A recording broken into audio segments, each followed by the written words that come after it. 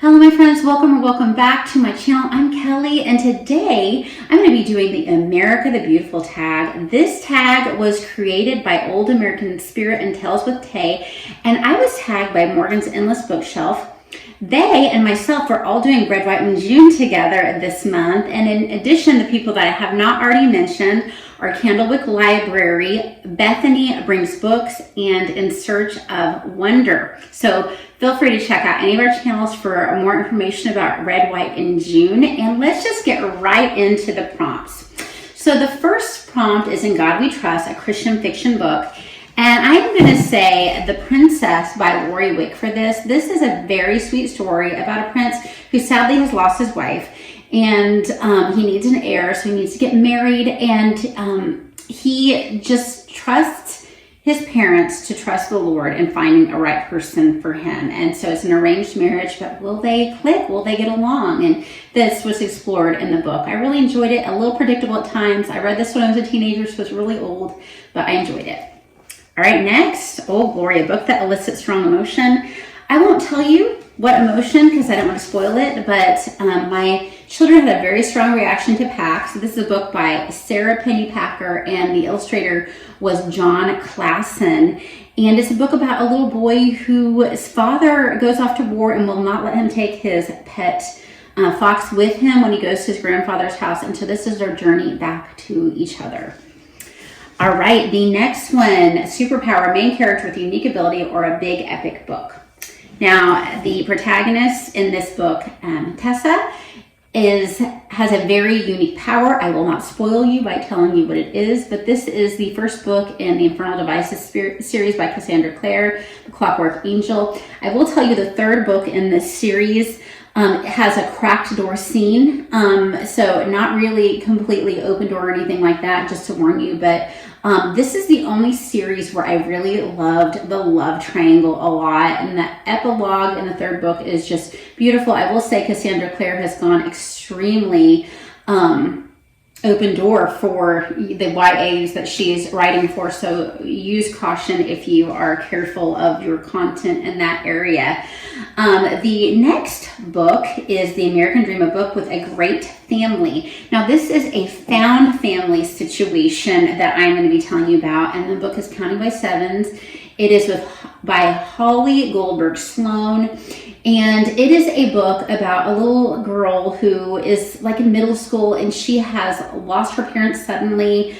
She is an absolute genius and is a little socially awkward at times. And the found family that develops into such an amazing unit around her is amazing. I really love that part of this book. I have read it myself and will eventually be sharing it with my kids.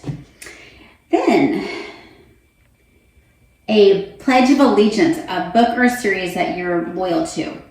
And I'm going to say Pride and Prejudice. And the reason I am going to say this one is and it's obviously by Jane Austen, is because so many people say they just absolutely hate Mr. Darcy. And I know he is not perfect. That's part of what the book is exploring, is that he's not perfect. And neither is Lizzie Bennet, and how they come together and are better together than apart. But a lot of people think that he's just grumpy and doesn't deserve her, and I intensely disagree.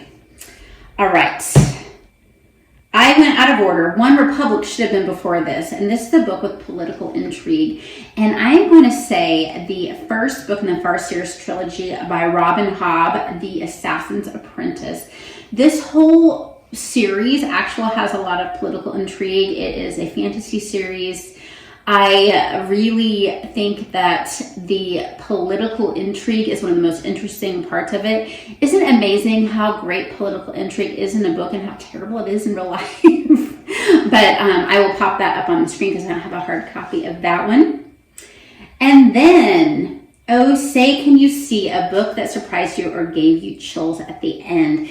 And I'm going to say Eleanor Oliphant is completely fine. And this is a book by Gail Honeyman. Now, Eleanor is dealing with a lot. She has a lot of depression. She is also very socially awkward, doesn't really have any friends, have any people in her life. She had a terrible mother But she ends up with a great found family situation too, someone that helps her with her depression.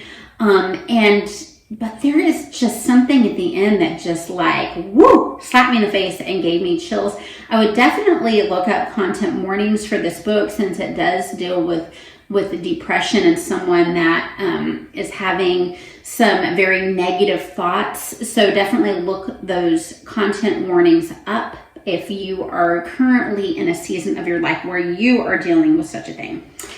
And then we have Melting Pot. So this is a book that has two different genres. And so I learned recently that Amish books are considered their own genre. So I'm going to say Assaulted Caramel, which is the first book in the Amish Candy Shop Cozy Mystery series by Amanda Flower, because it is dealing with the Amish community. Her grandparents are Amish, and it also is a cozy mystery.